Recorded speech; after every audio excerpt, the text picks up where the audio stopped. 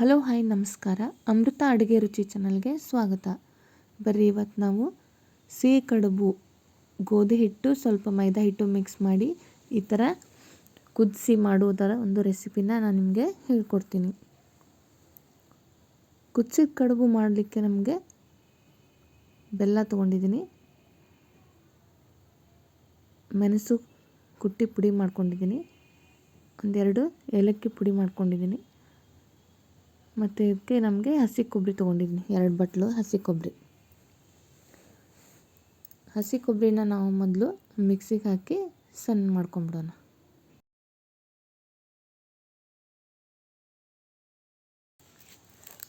ಈ ಥರ ನಾವು ಮಿಕ್ಸಿಲಿ ಸಣ್ಣ ಮಾಡ್ಕೊಂಡು ಹಸಿ ಕೊಬ್ಬರಿನ ಈ ಥರ ಸಣ್ಣ ಮಾಡಿಕೊಂಡು ಒಂದು ಪ್ಯಾನಲ್ಲಿ ಬೆಲ್ಲ ಕರಗಿಸ್ಕೊಂಡು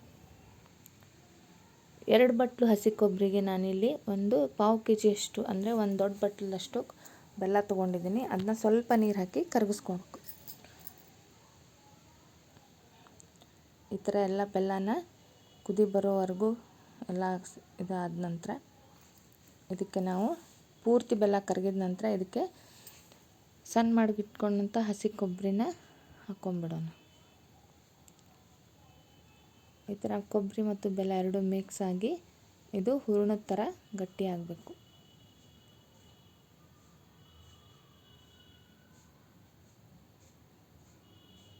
ಈ ಥರ ಎರಡು ಕರೆಕ್ಟಾಗಿ ಮಿಕ್ಸ್ ಮಾಡ್ಕೊಂಡ ನಂತರ ಒಂದು ಹೂರಣದ ಥರ ನೋಡಿ ಗಟ್ಟಿ ಆಗ್ತಾ ಇದೆ. ಈಗ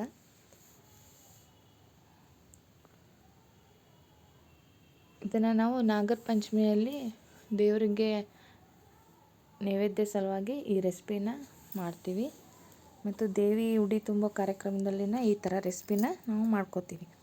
ಇದಕ್ಕೆ ನಾನು ಕುಟ್ಟಿಕೊಂಡಂಥ ಮೆಣಸಿನ ಪುಡಿ ಮತ್ತು ಏಲಕ್ಕಿ ಪುಡಿನ ಹಾಕಿ ಈಗ ಮಿಕ್ಸ್ ಮಾಡ್ಕೋತಾ ಇದ್ದೀನಿ. ಹೂರಣದ ಹದದ ಥರ ಈಗ ನೋಡು ಗಟ್ಟಿ ಆಗ್ತಾ ಇದೆ. ಇದು ಆರಿದ ನಂತರ ನಮಗೆ ಕಡುಬು ಮಾಡಲಿಕ್ಕೆ ಈಸಿ ಆಗುತ್ತೆ. ಅಷ್ಟರೊಳಗೆ ನಾವು ಈಗ ಇದಕ್ಕೆ ಕನಕ ರೆಡಿ ಮಾಡ್ಕೊಂಬಿಡೋಣ. ನಾನಿಲ್ಲಿ ಕನಕ ರೆಡಿ ಮಾಡ್ಕೊಳ್ಳಿಕ್ಕೆ ಬರೀ ಗೋಧಿ ಹಿಟ್ಟು ತೊಗೊಂಡಿಲ್ಲ, ಸ್ವಲ್ಪ ಗೋಧಿ ಹಿಟ್ಟು ಮತ್ತು ಮೈದಾ ಹಿಟ್ಟು ಮಿಕ್ಸ್ ಮಾಡ್ಕೊಂಡಿದ್ದೀನಿ. ಅದಕ್ಕೆ ಸ್ವಲ್ಪ ಉಪ್ಪು ಹಾಕ್ಕೊಂಡಿದ್ದೀನಿ ಮತ್ತು ಸ್ವಲ್ಪ ಎಣ್ಣೆ ಹಾಕೋತಾ ಇದೆ. ಈಗ ನಾವು ಕುದಿಸಿದ ಕಡುಬು ಮಾಡಲಿಕ್ಕೆ ಇದು ಹಿಟ್ಟು ರೆಡಿ ಮಾಡ್ಕೋಬೇಕು. ಬರ್ರಿ ಈಗ ಹಿಟ್ಟನ್ನು ಕಲಿಸ್ಕೊಂಬಿಡೋಣ. ಸ್ವಲ್ಪ ನೀರು ಹಾಕಿ ಹಿಟ್ಟು ಕಲಿಸ್ಕೋಬೇಕು. ಇದು ಜಾಸ್ತಿ ಮೆದುವಾಗಬಾರ್ದು, ಸ್ವಲ್ಪ ಗಟ್ಟಿನೇ ಇರಬೇಕು. ಈಗ ನಾವು ಇದನ್ನು ಸ್ವಲ್ಪ ಗಟ್ಟಿಯಾಗಿ ಹಿಟ್ಟು ನಾದ್ಕೊಂಬಿಡೋಣ. ಈಗ ನೋಡಿರಿ, ಈ ಥರ ಸ್ವಲ್ಪ ಗಟ್ಟಿನೇ ನಾದ್ಕೋಬೇಕು, ಅಂದ್ರೆ ನಮ್ಗೆ ಕಡುಬು ಮಾಡ್ಕೊಳಕ್ಕೆ ಈಸಿ ಆಗುತ್ತೆ. ಈಗ ನೋಡಿರಿ ಗಟ್ಟಿಯಾಗಿ ಈಗ ಹಿಟ್ಟು ಕಲಿಸ್ಕೊಂಡಿದ್ದೀನಿ. ಇದಕ್ಕೆ ನಾನು ಸ್ವಲ್ಪ ಎಣ್ಣೆ ಹಾಕಿ ಒಂದು 5 ನಿಮಿಷ ಬಿಟ್ಕೊಂಬಿಡೋಣ. ಈ ಥರ ಎಣ್ಣೆ ಎಲ್ಲ ಹಾಕಿ, ಅಂದರೆ ಇದು ಮೇಲೆ ಹಿಟ್ಟು ಬಿರುಕು ಬಿಡೋದಿಲ್ಲ, ಗಟ್ಟಿ ಆಗಂಗಿಲ್ಲ, ಅಂದರೆ ಹಿಟ್ಟು ಒಣಗೋದಿಲ್ಲ. ಇದನ್ನು ಈಗ ಒಂದು 5 ರಿಂದ 10 ನಿಮಿಷ ಹಿಟ್ಟು ಹಾಗೆ ಇಟ್ಬಿಡೋಣ. ಈಗ ನಾವು ಕೊಬ್ಬರಿ ಕಡುಬು ಮಾಡ್ಕೊಳ್ಳಿಕ್ಕೆ ನಾವು ಉಗಿದ ಮೇಲೆ ಅಂದರೆ ಆವಿ ಮೇಲೆ ಬೇಯಿಸ್ಕೋಬೇಕು. ಅದರ ಸಲುವಾಗಿ ನಾವು ಒಂದು ಕಡಾಯಿಯಲ್ಲಿ ನೀರು ಹಾಕ್ಕೊಂಡು ನೀರು ಕುದಿ ಬರುವಾಗ ಅದಕ್ಕೆ ಒಂದು ತೂತಿರೋ ಈ ಥರ ಸಾನ್ಗೆ ಒಳಗೆ ಸ್ವಲ್ಪ ಎಣ್ಣೆ ಹಚ್ಚಿ, ಕಡುಬು ಅಂಟ್ಕೋಬಾರ್ದಲ್ಲ, ಅದ್ರ ಸಲುವಾಗಿ ನಾವು ಈ ಥರ ಕೆಳಗೆ ಎಣ್ಣೆ ಹಚ್ಕೊಂಡು ಈಗ ಕುದಿಯೋ ನೀರಿನ ಮೇಲೆ ಈ ಥರ ಸಾನ್ಗೆ ಇಟ್ಕೊಂಡ್ರೆ ಮೇಲೆ ಕಡುಬು ಬಿಟ್ಟರೆ ಚೆನ್ನಾಗಿ ಕುದೀತಾವ್ರಿ. ಈಗ ನಾವು ಕಡುಬು ಮಾಡ್ಕೊಳ್ಳಿಕ್ಕೆ ಈ ಥರ ಹಿಟ್ಟು ಕರೆಕ್ಟಾಗಿ ರೆಡಿಯಾಗಿದೆ. ಈಗ ಇದನ್ನು ನಾವು ಸಣ್ಣ ಸಣ್ಣ ಉಳ್ಳೆ ಮಾಡಿಕೊಂಡು ಎಲೆ ಲಟ್ಟಿಸ್ಕೋಬೇಕು. ನಾವು ಎಷ್ಟಿಷ್ಟು ಸಣ್ಣ ಸಣ್ಣ ಉಂಡೆ ಮಾಡ್ಕೊಂಡು ಇಟ್ಕೊಂಡ್ರೆ ನಮ್ಗೆ ಲಟ್ಟಿಸ್ಕೊಳಕ್ಕೆ ಈಸಿ ಆಗುತ್ತೆ. ಈಗ ನಾವು ಈ ಥರ ಕುದಿಸಿ ಮಾಡೋ ಕಡುಬಿಗೆ ನಾವು ಹಿಟ್ಟು ಯಾವತ್ತೂ ಹಚ್ಕೋಬಾರ್ದ್ರಿ. ಹಿಟ್ಟು ಹಚ್ಕೊಂಡ್ರೆ ಅಷ್ಟು ಸರಿಯಾಗಿ ಕುದಿಯೋಂಗಿಲ್ಲ. ಅದಕ್ಕೆ ನಾವು ಎಣ್ಣೆ ಹಚ್ಚಿನ ಲಟ್ಟಿಸ್ಕೋಬೇಕು. ಈ ಥರ ಎಣ್ಣೆ ಹಚ್ಚಿ ಈ ಥರ ಎಲೆನ ಲಟ್ಟಿಸ್ಕೋಬೇಕು. ಈಗ ನಾನು ಎಲ್ಲ ಎಲೆಗಳನ್ನು ಲಟ್ಟಿಸ್ಕೊಂಡು ಒಂದು ಸೈಡ್ ಇಟ್ಕೋತೀನಿ, ಅಂದರೆ ನಾನು ಒಂದೇ ಸಲಕ್ಕೆ ಎಲ್ಲ ಎಲೆಗಳನ್ನು ಕಡುಬು ಮಾಡಲಿಕ್ಕೆ ತುಂಬ್ಕೊಳ್ಳೋಕ್ಕೆ ನನಗೆ ಈಸಿ ಆಗುತ್ತೆ. ಅಷ್ಟರೊಳಗೆ ನಾವು ಆಗಾಳೆ ಮಾಡಿಟ್ಟಂಥ ಹೂರಣ ಕೊಬ್ಬರಿ ಬೆಲ್ಲ ಹಾಕಿ ಹೂರಣ ಏನು ರೆಡಿ ಮಾಡ್ಕೊಂಡಿತ್ತು ಅಲ್ರಿ, ಅದು ಆರಿರ್ತೈತಿ, ಅಂದ್ರೆ ನಮ್ಗೆ ತುಂಬಕ್ಕೆ ಈಸಿನೂ ಆಗುತ್ತೆ. ಈಗ ನಾನು ಎಲ್ಲ ಎಲೆಗಳನ್ನ ಲಟ್ಟಿಸ್ಕೊಂಡೆ ರೀ.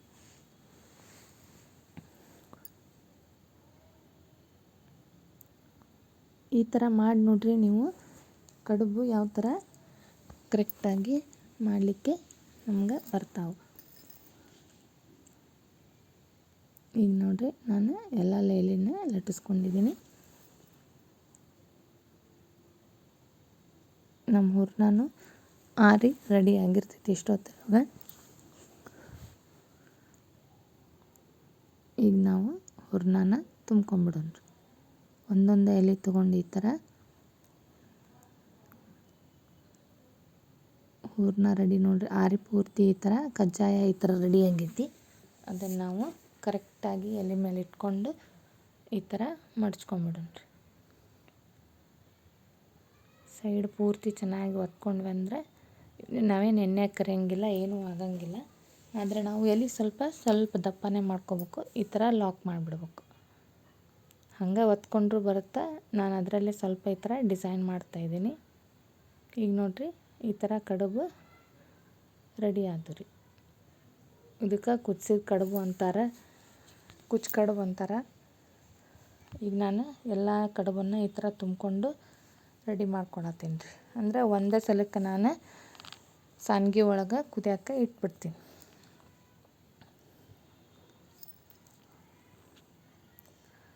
ಈಗ ನೀರು ಕುದ್ದು ರೆಡಿ ಆಗ್ಯಾವ. ಉಗಿದ್ಮೇಲೆ ನಾವು ಇವು ಕಡುಬನ್ನ ಕುದಿಸ್ಕೊಳ್ಳೋಣ್ರಿ. ನೋಡಿರಿ ಈಗ ನಾನು ಇಷ್ಟು ಕಡುಬನ್ನ ತುಂಬಿ ಇಟ್ಕೊಂಡೇನಿ. ಈಗ ನಾವು ಒಂದೊಂದೇ ಈ ಥರ ಉಗಿದ್ಮೇಲೆ ಇವನ್ನ ಕುದಿಸ್ಕೊಳ್ಳೋಣ್ರಿ.